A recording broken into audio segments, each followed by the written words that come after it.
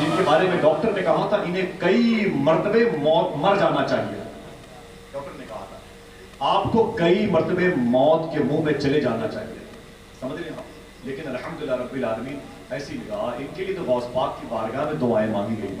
وہاں کے خدام نے دعائیں مانگی, بالخصوص حضور سیدی کا شاہ صوفی سلطان میاں شاہ صاحب اللہ, میرے آقا حضور سیدی سرکار گلزار میاں شاہ صاحب اللہ اور بریلی شریف کے سرکاروں نے بریلی شریف کی عظیم بارگاہ حضور شیر بیشر سنت کی دہلیز مبارکہ میں بڑی دعائیں مانگی گئی. ماشاءاللہ دعا کریں کہ اللہ ہماری زندگی بھی ان کے حوالے کر دے. بھی بڑا کام ان کے لہجے سے لینا ہے ماشاءاللہ. ایک شعر منقبت کیا حضور تعالی شریعہ کی بارگاہ میں, کوئی ایک دو آدمی بولے بقیہ سب لوگ بیٹھے. ماشاءاللہ یہ بہت ہے کہ آپ بیٹھے ہوئے ہیں. خدا نے اتنا نبی میں کمال رکھا, اکیلے دونوں جہاں کو سنبھال رکھا ہے, اور کسی خیال کو آنے نہیں دیا میں نے تیرے خیال کا کسی خیال کو آنے کسی خیال کو آگے آنے نہیں دیا میں نے تیرے خیال کا اتنا خیال رکھا ہے. ہاتھوں اٹھا کے بول دے یا رسول اللہ. بہت شکریہ. آخری مصرع پڑھتا ہوں. ایک شعر کا حکم ہے کہ شب معراج ہے آقا سرے دربار بیٹھے ہیں. کچھ نہیں کہنا آپ کو, بیٹھے بیٹھے سبحان اللہ کہنا ہے. مجھے بھائی کے والد صاحب کا انتقال ہوا ہے, لوگ بھول جاتے ہیں, لیکن اللہ کا شکر ہے کہ وہ اس لیے بھی خوش ہیں کہ لوگ 4 لاکھ روپے لگا کے مدینہ جا کے گنبد خضرا دیکھتے ہیں. رمضان شریف میں میرے باپ نے حضور کا چہرہ دیکھا. سبحان اللہ. سوچ کی تبدیلی پر انعام ملتا ہے, ثوابات کے دروازے کھلتے ہیں. شب معراج ہے آقا سرے دربار بیٹھے ہیں, ذرا سی ہے یہ دوری احمد مختار بیٹھے ہیں. کچھ نہیں کرنا, صرف سبحان اللہ کہنا ہے. آپ لاک ڈاؤن میں ہم لوگ زندہ بچ گئے ہیں تو ذرا اس پورے گزرے ہوئے ان لمحوں کو کور کرتے ہوئے بول دے سبحان اللہ. ذرا سی ہے یہ دوری احمد مختار بیٹھے ہیں, شب معراج ہے آقا سرے دربار بیٹھے ہیں. تیری سرکار میں خالق میرے سرکار بیٹھے ہیں, تیری سرکار میں خالق میرے سرکار بیٹھے ہیں. ہر ایک جانب محمد مصطفیٰ کے یار بیٹھے ہیں. ابو بکر عمر عثمان و حیدر 4 بیٹھے ہیں. وہ دیکھو بیچ میں وہ احمد مختار بیٹھے ہیں. ہر ایک جانب محمد مصطفیٰ کے یار, نعرہ رسالت, نعرہ رسالت, محمد مصطفیٰ کے یار بیٹھے ہیں. ہاتھوں بڑھا کے بول دیں یا رسول اللہ, لبیک یا رسول اللہ, لبیک یا رسول اللہ.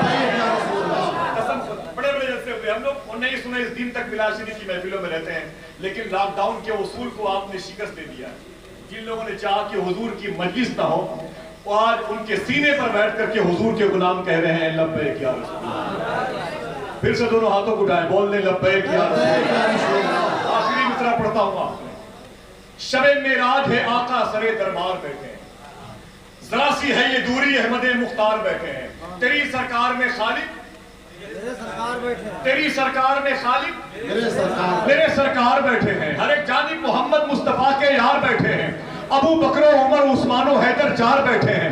وہ دیکھو بیچ میں وہ احمد مختار بیٹھے ہیں. اور نبی پر حملہ کرنے جب کبھی کفار آتے تھے, یہ کر کے مشورہ آپس میں اکثر بھاگ جاتے تھے.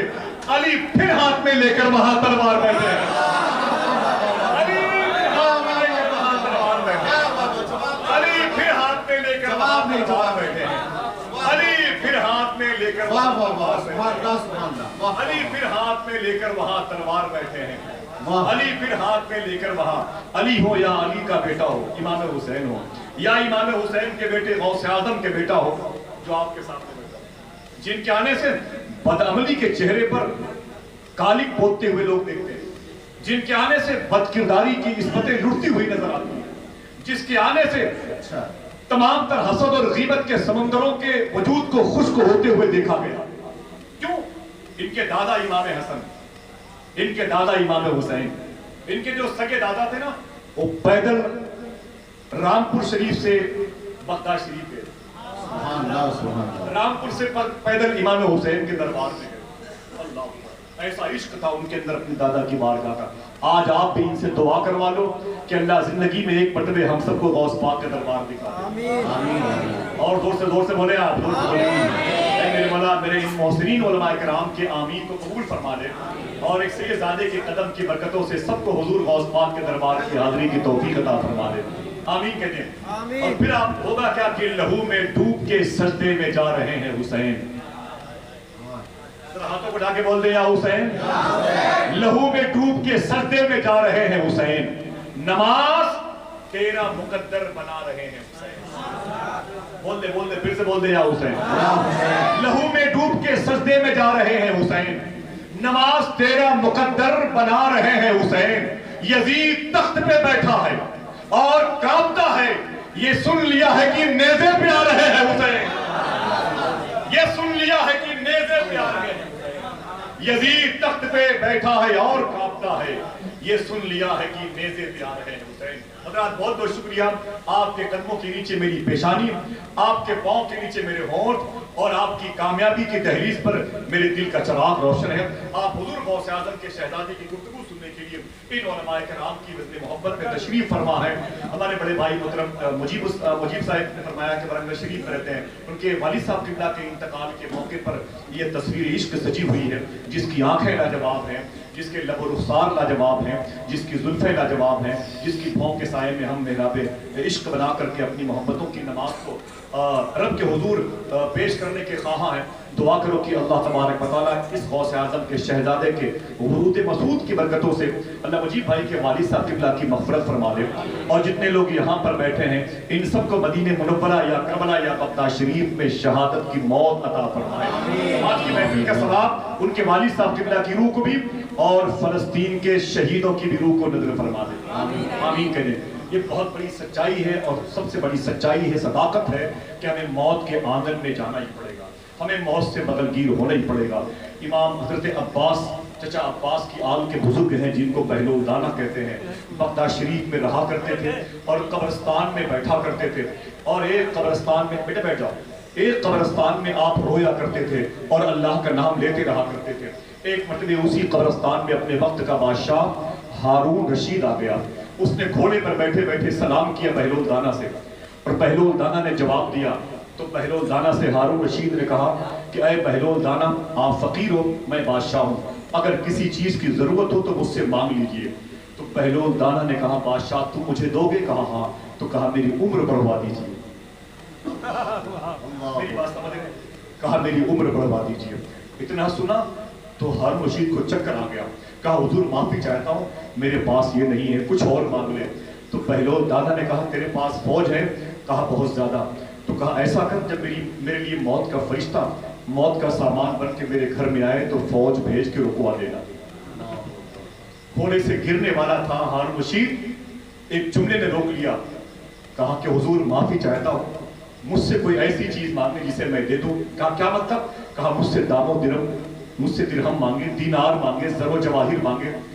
تو بہلول دانا کھڑے ہو گئے اور اس کو گھوڑے سے اتار کے اس کا قادر گریبان پکڑ کے بولے اے ہارون, تو مجھے وہ دینا چاہتا ہے جو ان قبروں میں لیٹے ہوئے لوگوں کے پاس جو دولت تھی؟ آج ان کی قبروں کے تختے غائب ہیں, آج ان کی ہڈیوں کے نشانات غائب ہیں, آج ان کی قبر کے کیڑے نے ان کے کفن کو کھا لیا ہے.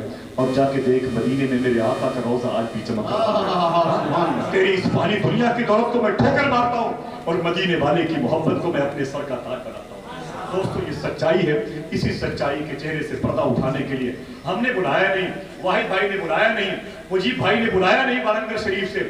قسم خدا کی علماء کرام کے دلوں میں اس محبت کی دہلیز تک پہنچنے کی للک موجود تھی, تو حضور غوث اعظم نے اپنے شہزادے کو دے دیا. محبت سے کہہ دے سبحان اللہ. ایک نعرہ درمیان سے کوئی کھڑا ہو کے لگا دے تو میں حضور غوث اعظم کے شہزادے کو آپ کے حوالے کر دوں. ایک نعرہ کوئی لگا دے. لاک ڈاؤن کا دیکھیں ان کا تعلق رامپور سے ہے. رامپور میں ایک قصبہ ہے جسے جنہٹا شریف کہتے ہیں, وہیں پر ان کے والد صاحب قبلہ کی مزار شریف ہے, وہیں پر ان کے تایا حضور کی مزار شریف ہے, وہیں پر ان کے دادا حضور کی مزار شریف ہے, وہیں پر ان کے دادا اور پردادا کی مزار شریف ہے, جو اپنے وقت کے بڑے بڑے صاحب کشف, صاحب کرامت اور صاحب فہم و فراست جیسے عظیم بزرگوں کی عظیم شان تصاویر کے ساتھ موجود تھے.